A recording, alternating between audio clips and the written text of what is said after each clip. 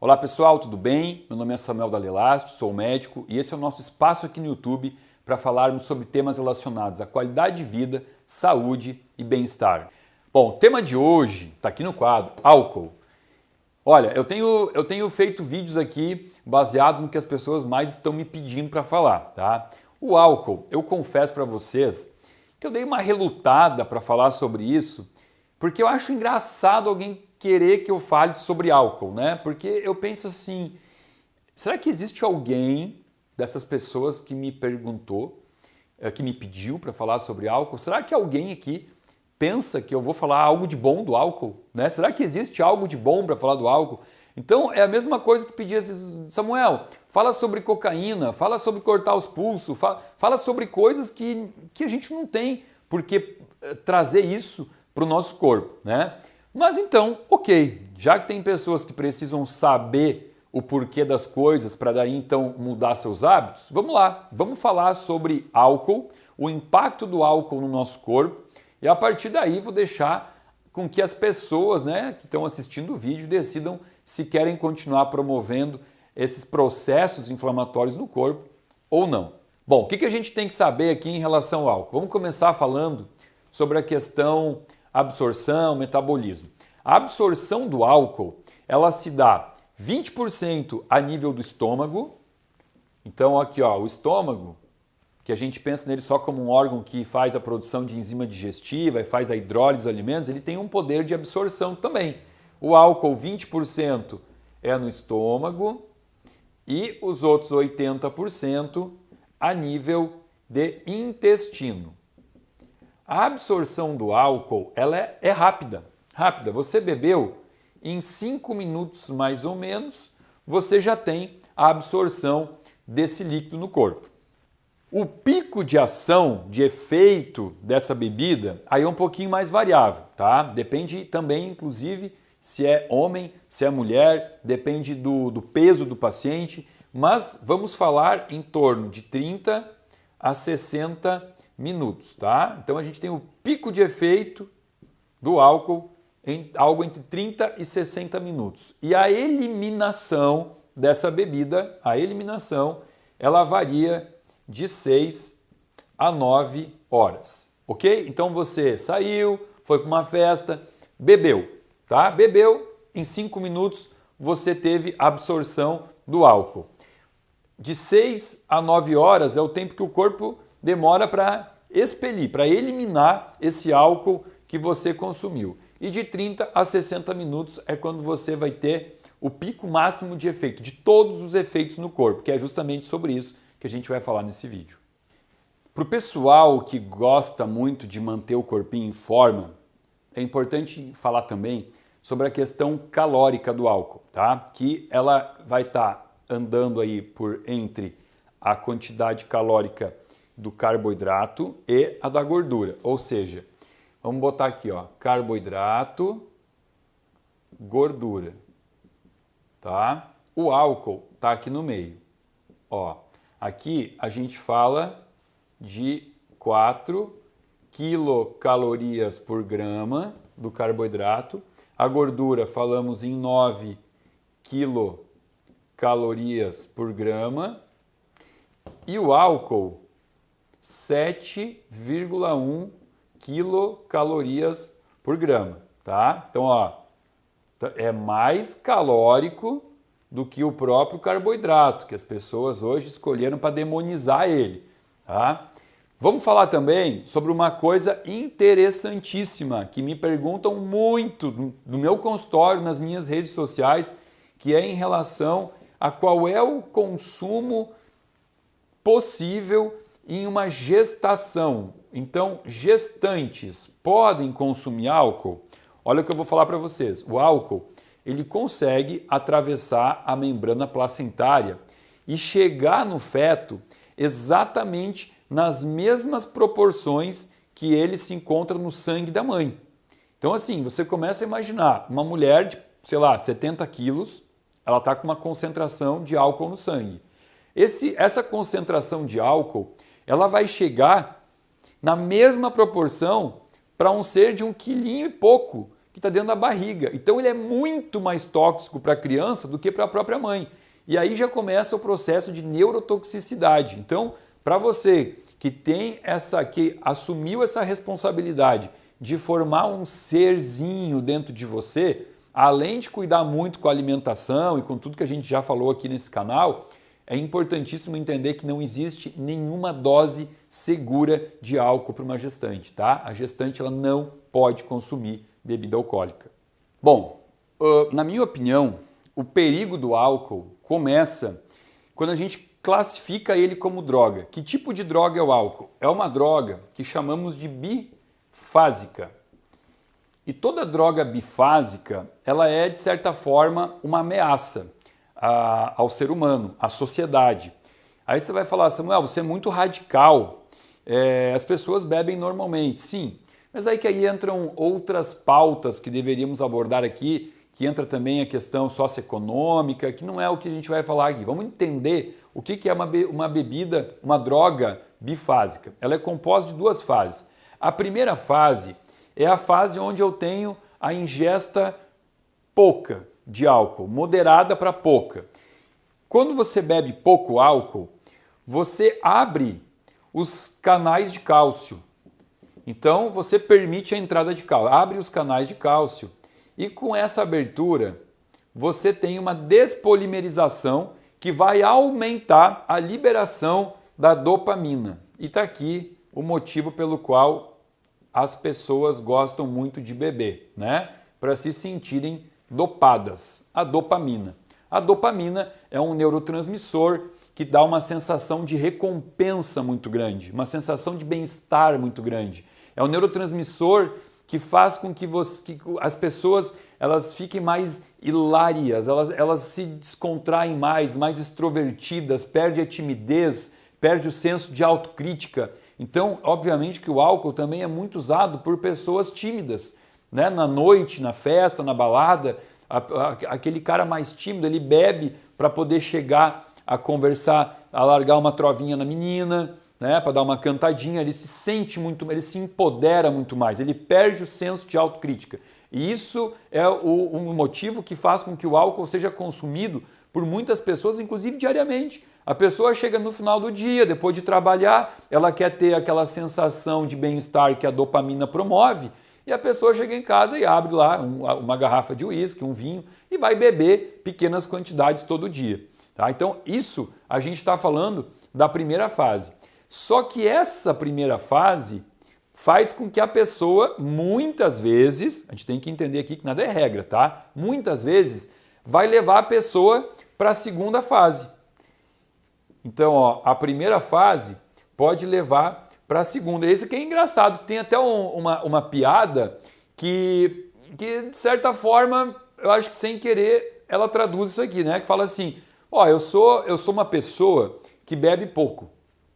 Mas esse pouco que eu bebo me transforma numa outra pessoa. E essa outra pessoa bebe pra caramba, né? Nunca ouviu essa piada? Então, isso é muito certo, porque para muitas pessoas a fase 1 é só serve para levar para a fase 2. Vamos falar sobre essa fase 2 aqui.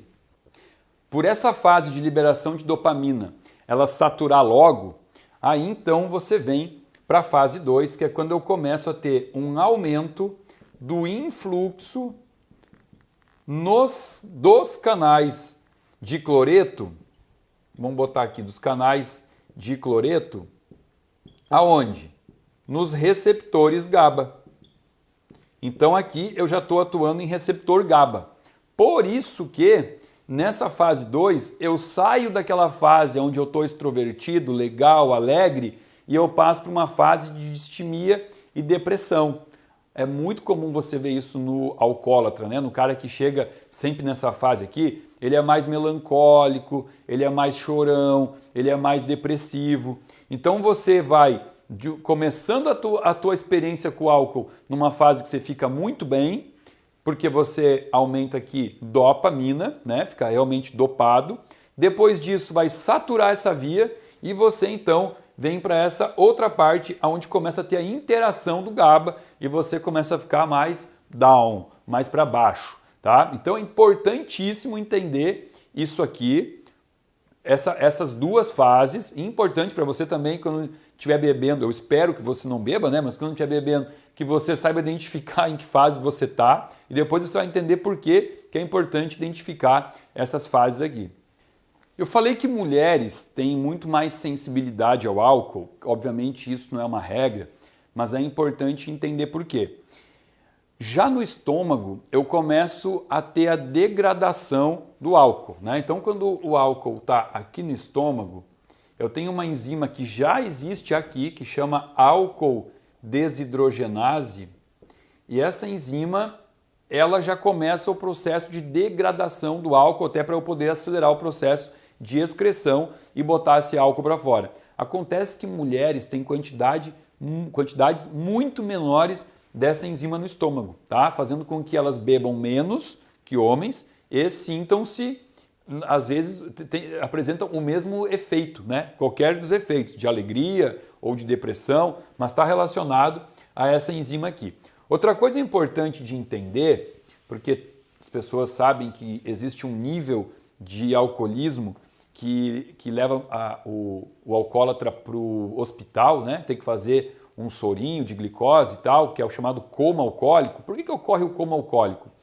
Vamos falar daquela aulinha que eu já, em um monte de vídeo aqui, já trouxe para vocês, que é quando eu mostro a célula e eu mostro a mitocôndria e falo que a glicose entra aqui, né? A glicose ela entra na célula, entra na mitocôndria e daqui ela deriva ATP, que ATP é a forma carinhosa que a gente chama a nossa energia do corpo, né? Bom, o que acontece? Essa é uma via comum. Só que essa via, quando acaba teu aporte de glicose, quando termina, você parou de comer, você não teve mais refeições, acabou essa via, o teu corpo precisa continuar gerando ATP. Como que o corpo gera ATP se não é pela glicose? Existe um fenômeno que a gente chama de gliconeogênese. Olha aqui, ó, gênese significa formação, né? Neo, nova, né? Então é uma nova formação da glicose através de vias alternativas. E essas vias alternativas, então, podem ser tanto de aminoácidos quanto de gorduras, ok? Bom, essa gliconeogênese, ela é feita no fígado a partir de algumas enzimas, um grupo de enzima que promove, então, a gliconeogênese. Ou seja, quando terminou a minha fonte de energia oriunda da glicose, eu começo a formar a glicose a partir de uma rota alternativa. Detalhe, o álcool no fígado, ele inibe esse grupo de enzimas que faz a gliconeogênese. Ou seja, o que acontece? Pensa comigo, a pessoa saiu, foi para a noite, de repente jantou, né? Jantou às 21 horas, foi para a balada ou para qualquer outro lugar onde tenha álcool, né? Começou a tomar, a beber álcool e começou a inibir essa formação de glicose hepática. Mas nesse momento não importa, por quê? Porque essa pessoa ela tem ainda a formação de ATP derivado do que ela comeu na janta. Só que ela continua bebendo e ela vai consumindo todo esse ATP aqui. Vai chegar um momento que ela vai precisar de mais energia, mais ATP, e ela iria lá no fígado recrutar isso pela via alternativa, que ela acabou de inibir com o álcool, ou seja, ela não consegue ter essa síntese de glicose por essa outra via. Então é por isso que a pessoa bebe a ponto de chegar num coma, ela fica sem energia, né? Então levam para o hospital, botam num sorinho com glicose e deixa lá até o paciente melhorar. Isso é uma condição muito comum na adolescência, né? Muitas pessoas, quando começam a beber, ainda não têm essa habilidade de beber, bebem demais, não comem e acabam indo para um pronto-socorro fazer um sorinho de glicose. Tem gente rindo aí, né? Falando, quem nunca? Agora vamos falar da álcool desidrogenase, que é essa enzima que eu falei que existe no estômago. Vamos falar da álcool desidrogenase no fígado, tá? Então aqui, ó, eu tenho ela no estômago e eu tenho ela aqui no fígado. O álcool, a gente vai chamar ele de etanol, tá? Etanol. E ele entra aqui e aí vem essa enzima, então, álcool desidrogenase, e vai transformar o etanol no que a gente chama de etanal, através da enzima álcool desidrogenase. O etanal, ele é o acetoaldeído. E o acetoaldeído, que é a mesma coisa que etanal, aqui no fígado ele já começa a promover dentro do hepatócito. O que é hepatócito? Cada órgão que é composto por célula, essas células têm um nome, né? Por exemplo, o cérebro, né? Nosso cérebro ele é composto por células, são chamadas neurônios. Você tem o rim, as células do rim que formam o rim são chamadas de néfrons. E as células que formam o fígado têm um nome, chama hepatócito. Então, quando eu falar hepatócito, você está ouvindo falar do nome bonitinho para falar da célula do fígado. O acetoaldeído, que na minha opinião aqui, aqui começa o problema do álcool, né? Porque álcool não é um problema, simplesmente ele é calórico, ele vai te engordar. Mas quando ele passa pela ação da álcool desidrogenase, aí ele é transformado na parte mais tóxica dele. Aí ele se torna um problema para o corpo, tá? E a gente vai ver em cada lugar diferente o que o acetoaldeído faz. No hepatócito, ele vai fazer uma coisa que a gente chama de peroxidação lipídica, né? Lipídio é gordura. Então ele promove um processo de oxidação aqui, uma peroxidação ruim, uma inflamação nesse fígado, promovendo aumento de fibrose, aumento de inflamação, e essa inflamação no fígado ela pode ser expressa a partir de algumas proteínas que a gente pode dosar no sangue. A própria ferritina é uma proteína que, quando aumentada, a gente pode usar ela como também um marcador para ir acompanhando se essa inflamação está melhorando ou não. Óbvio que não é só a inflamação hepática que aumenta a ferritina, é importante entender isso. Outra proteína que aumenta nessa inflamação, proteína C reativa ultrassensível, fibrinogênio, tudo isso vai aumentando aqui, tá? Só que não é só no fígado que o acetoaldeído age. Ele tem o poder de atravessar a membrana hematoencefálica. Olha aqui, ó. Hematoencefálica. O que esse nome quer dizer? Hemato, sangue, encéfalo, cérebro. Existe uma membrana que filtra o sangue que chega no cérebro, uma espécie de uma peneira, para evitar que chegue toxina no cérebro. Só que o acetoaldeído, ele consegue chegar no cérebro e ele consegue causar uma neuroinflamação, que é justamente o motivo pelo qual no dia seguinte você acorda numa ressaca, você acorda com uma dor de cabeça, né? Essa dor de cabeça é produto dessa neuroinflamação do acetoaldeído que conseguiu chegar no cérebro, né? Então aqui, ó, no fígado, já falamos, inflamação, fibrose, no cérebro, neuroinflamação, enxaqueca, ressaca. E aí, tá valendo a pena? Tá legal? Vamos continuar. O acetoaldeído, através de uma enzima chamada aldeídodesidrogenase, ele vai ser transformado em ácido acético.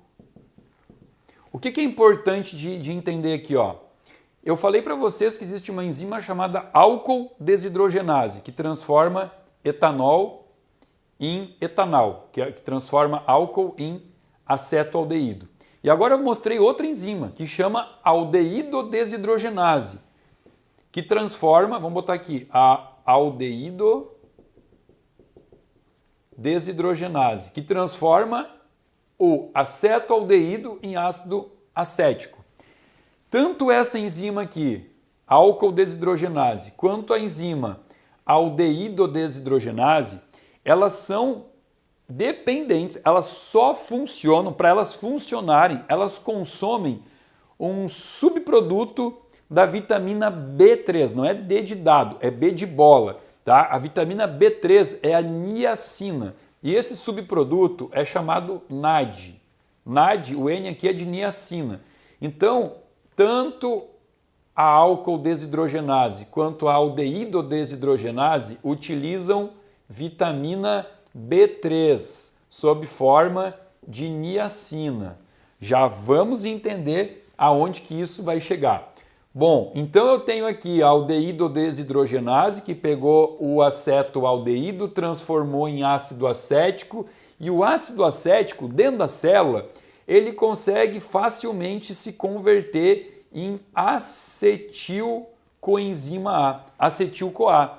Quando eu mostrei para vocês há 5 minutos atrás a célula e eu falei que a glicose ela entra na célula e ela vem aqui na mitocôndria e ela transforma em ATP, eu dei uma abreviada aqui, né? Porque na verdade eu tinha que ter contado que a glicose ela entra na célula, ganha um fósforo, vira glicose 6-fosfato, transforma em piruvato e o piruvato entra na mitocôndria sob forma de acetil-CoA. Olha que legal. O acetil-CoA dessa via aqui é que vira ATP. Então eu estou contando para vocês que quando eu como, eu transformo glicose em acetil-CoA e acetil-CoA em ATP. Só que aqui, pela via do ácido acético, eu consigo ter a acetil-CoA para conversão em ATP. Por isso que o álcool, num primeiro momento, tira a fome. Você perde a fome quando bebe, porque você começa a formar ATP por essa via alternativa aqui. Só que o problema é que se você não para de beber, você vai gerando muito acetil-CoA, acetil-CoA, acetil-CoA. E a tua célula, ela não consegue dar conta de formar tudo em ATP. Então você começa a ter um excesso de acetil-CoA e o acetil-CoA que está em excesso, que não consegue vir para a via do ATP, ele vai fazer uma via alternativa, onde ele vai se transformar em ácido láctico.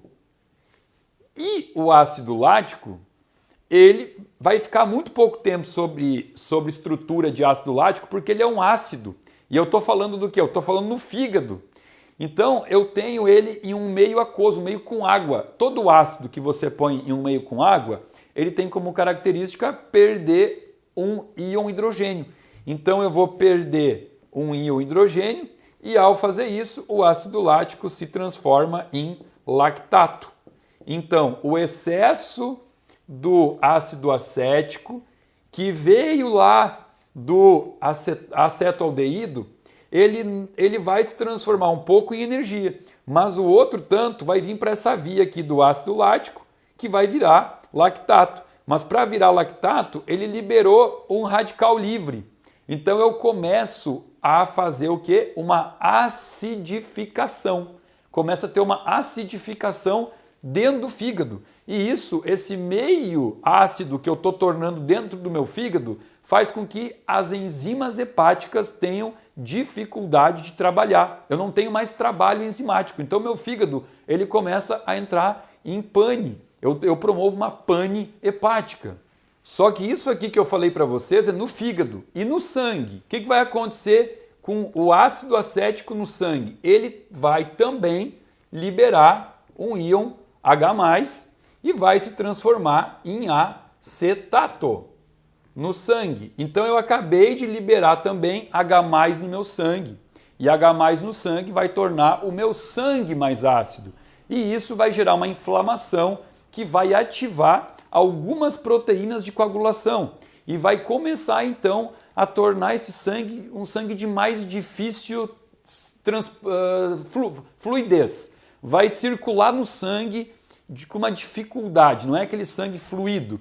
E isso vai promover um edema nas pernas. Por que você olha as pessoas que bebem, tem aquela perna mais inchada?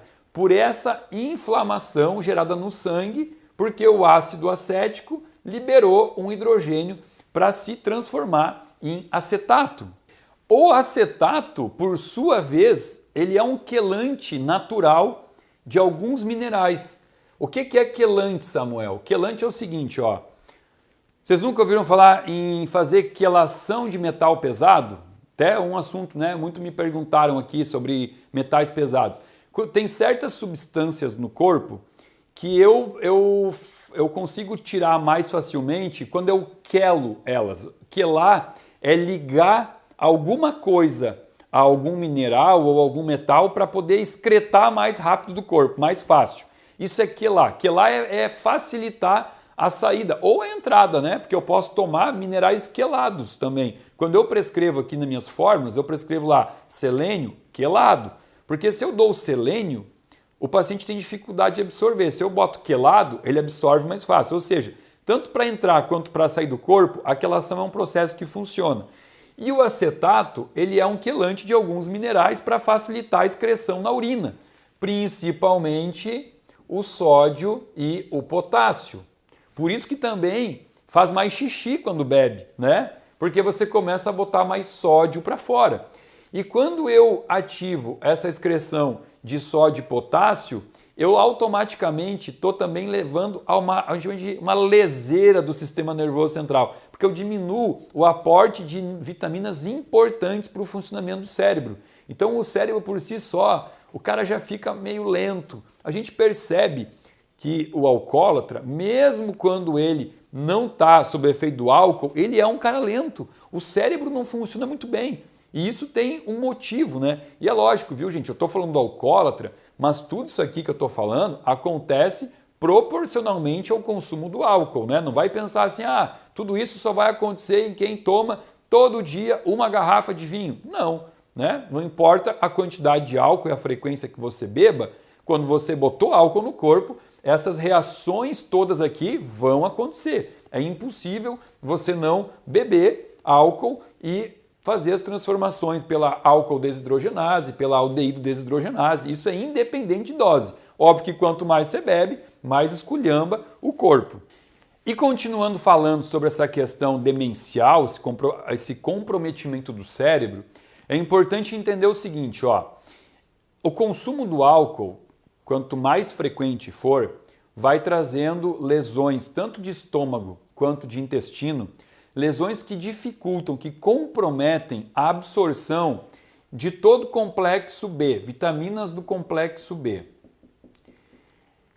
Uma delas em específica, que é a B1, que é a tiamina, ela tem uma função importante aqui. Aí eu vou ter que voltar para a nossa célula. Vamos lá. Entrou glicose, entrou na célula, né? Ganhou um fósforo, aí virou glicose 6-fosfato. Glicose 6-fosfato virou piruvato. E o piruvato entra na mitocôndria para transformar em ATP, né? O acetil-CoA é uma fase intermediária aqui, como eu já falei. Bom, para o piruvato entrar na mitocôndria e virar ATP, é necessário que tenha a vitamina B1, a tiamina. Porque, mais uma vez, se eu não tiver aqui tiamina, sempre que o piruvato não consegue entrar e virar ATP, ele vai para a via que eu já citei. Ele vai virar ácido lático, e o ácido lático vai doar aqui o H+, para virar lactato. E aí o que acontece? Eu torno um ambiente cerebral extremamente ácido, o que favorece uma síndrome chamada de síndrome de Wernicke é Wernicke-Korsakoff. Isso aqui é importante, Korsakoff, que essa síndrome não é uma síndrome rara, é uma síndrome comum em pessoas que consomem muito álcool. E a síndrome de Wernicke-Korsakoff, que começa pela falta da vitamina B1, ela predispõe e acelera muito processos demenciais, que inclusive isso foi o que aconteceu com o meu avô. O meu avô materno, ele consumia álcool diariamente e ao final da vida ele não tinha mais a lembrança nem de quem eram os filhos, nem de quem eram os netos. Ele não conhecia mais ninguém, se tornou uma pessoa um pouco agressiva, né? Teve o seu cérebro consumido pelo excesso de álcool. Então está aqui mais um fator importante falando de neurotoxicidade versus álcool. Não convenci vocês por falar de saúde? Beleza, então vamos lá, vamos apelar para essa gurizada que gosta de beber e ao mesmo tempo quer estar com o corpinho em dia, quer ter massa muscular, quer ter definição. Bom, 3 pontos importantes falando da parte de performance e academia. Lembra quando eu mostrei antes aqui no vídeo que a enzima, as duas enzimas, né, a álcool desidrogenase e a aldeído desidrogenase, elas eram enzimas que utilizavam vitamina B3, NAD, niacina. Bom, o que acontece? Eu tenho um complexo enzimático, que é um complexo de enzimas que aumentam a síntese de esteroide no corpo. Esteroide é o nome que a gente dá a um grupo de hormônios naturais, fisiológicos, que nós produzimos e que são responsáveis por manter nossa massa muscular. Esses hormônios esteroides, eles vêm do colesterol, tá? Ó, o colesterol, ele é matéria-prima para a produção de um hormônio esteroide chamado testosterona. Outros muitos hormônios vêm do cortisol, né? Estradiol, progesterona, cortisol, dehidroepiandrosterona, androstenediona, tudo isso. Mas vamos falar aqui da testosterona para a galerinha que quer estar com o shape em dia. A enzima, o grupo de enzimas que faz a conversão do colesterol em testosterona são as hidroxis esteroides,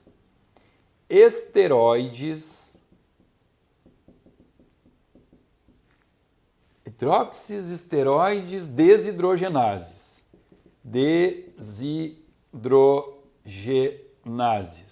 Adivinha qual é a vitamina indispensável, qual é o cofator indispensável aqui para que essa enzima consiga transformar o colesterol em testosterona?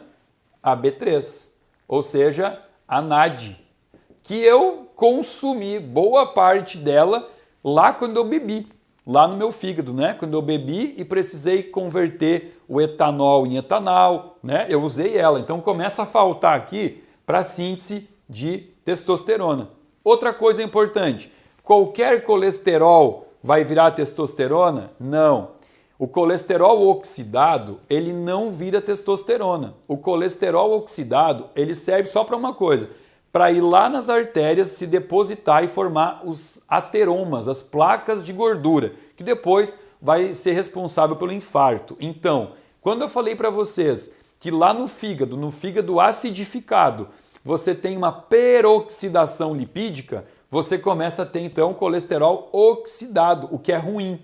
Então, o álcool transforma o colesterol num colesterol não utilizável para transformar em testosterona. Segundo ponto, né? Então, o álcool já diminuiu a ação dessa enzima porque faltou B3. O álcool lá no fígado fez a peroxidação lipídica, o que fez com que o colesterol não se tornasse apropriado para formar testosterona. E mais uma coisa, lembra que eu falei que na fase 1 aumenta a dopamina, a gente fica dopado, se sente bem, mas que isso cai? Beleza, quando cai a dopamina, a queda da dopamina aumenta a prolactina. E a prolactina, por sua vez, diminui 2 hormônios. O hormônio luteinizante LH, que estimula células de Leydig lá no testículo, e também diminui um outro hormônio chamado FSH, hormônio folículo estimulante, estimulante do folículo, né? Das células de Sertoli, células de Leydig, células de Sertoli, ambas células que estão no testículo, tá? O que elas fazem? Secretam testosterona. Então olha aqui, ó, o aumento da prolactina pós-consumo de álcool diminui os 2 hormônios que estimulam células testiculares que produzem testosterona.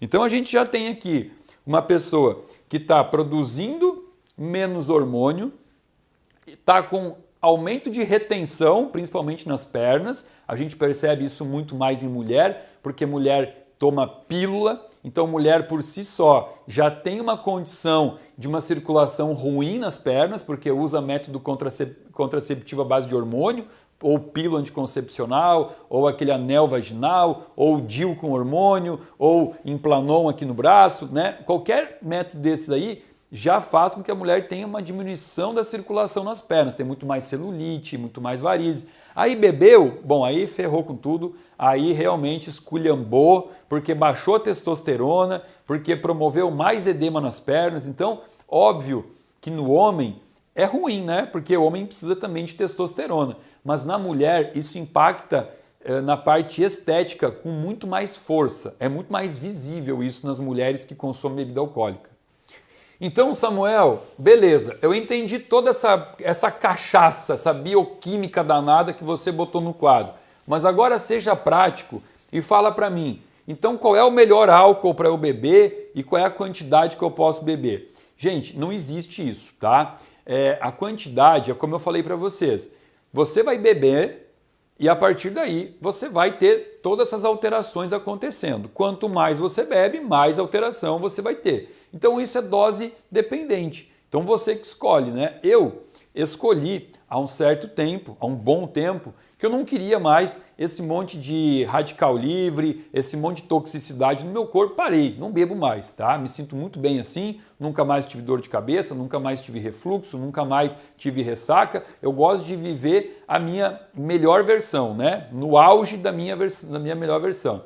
Em relação ao tipo de vinho, eu sei que existe, sei lá, um mito aí que beber um cálice de vinho todos os dias é bom para o corpo. Por que se fala isso? Isso, na verdade, está embasado no conhecimento de que a uva preta e, portanto, o vinho tinto, ele contém polifenóis, ele contém tanino, ele contém o resveratrol. O resveratrol, na verdade, eu vou dizer que é o culpado por esse mito, resveratrol. O resveratrol é um antioxidante feito a partir de um processo de xenormese que ele tem impacto, sim, na preservação do miocárdio, do coração, das coronárias, né? Ele diminui o risco cardíaco. Então as pessoas levantam essa hipótese de que beber um cálice de vinho todo dia vai fazer com que você diminua o risco cardíaco. Eu discordo disso, não tem nenhum estudo que mostra isso, que conseguiu embasar isso, porque se for assim, você pode consumir 10 grãos de uva preta todo dia e você vai estar consumindo o resveratrol sem ter que estar, para isso, bebendo álcool junto, entendeu? Então isso, na verdade, é um mito carregado por pessoas que querem poder beber o seu vinho todo dia e querem que alguém ateste isso, né? Eu não posso atestar isso, porque, como eu mostrei para vocês, o álcool não existe uma dose que seja benéfica para o corpo. O vinho, inclusive, ele tem, na minha opinião, eu vejo isso como um probleminha um pouco maior, porque além de ter o álcool, eu tenho a frutose da uva sem a fibra da uva, né? Então tá a frutose solta. A frutose para o fígado a gente sabe que não é interessante ser consumida sem a fibra, como por exemplo suco de laranja, não é legal para o fígado. A laranja com a fibra já não é um problema para o fígado. Então eu vejo esse problema no vinho, né? Como um excesso, é o álcool mais a frutose. E ainda por cima, se você pegar e analisar que tem pessoas que consomem isso junto com um prato de macarrão, de pizza, que já é carboidrato, então você vai somando, é um excesso de carboidrato. É o carboidrato da janta, mais o carboidrato da uva, mais o carboidrato do álcool. Então isso sim gera um dano epitelial, um dano hepático, um dano neuronal muito grande. Bom, tenho certeza que esse vídeo vai ser recorde de dislikes, vai ter um monte de gente botando para baixo, porque a verdade dói, realmente dói. Muita gente que estava pedindo por esse vídeo estava querendo que eu viesse aqui falar que não tem problema beber, mas a verdade do álcool é essa, baseado em rotas metabólicas bioquímicas, não inventei nada, isso tudo está no livro de bioquímica. Mas, porventura, se você gostou do vídeo, vai lá, dá um likezinho, eu vou agradecer, compartilha esse vídeo com os amigos, com os familiares. Se ainda não está inscrito no meu canal, por favor, me prestigie, se inscreva no meu canal e aqui abaixo desse vídeo tem um link onde você pode se inscrever e fazer parte de um grupo VIP de pessoas que recebe semanalmente conteúdo exclusivo e gratuito aqui. Tá bom? Muitíssimo obrigado!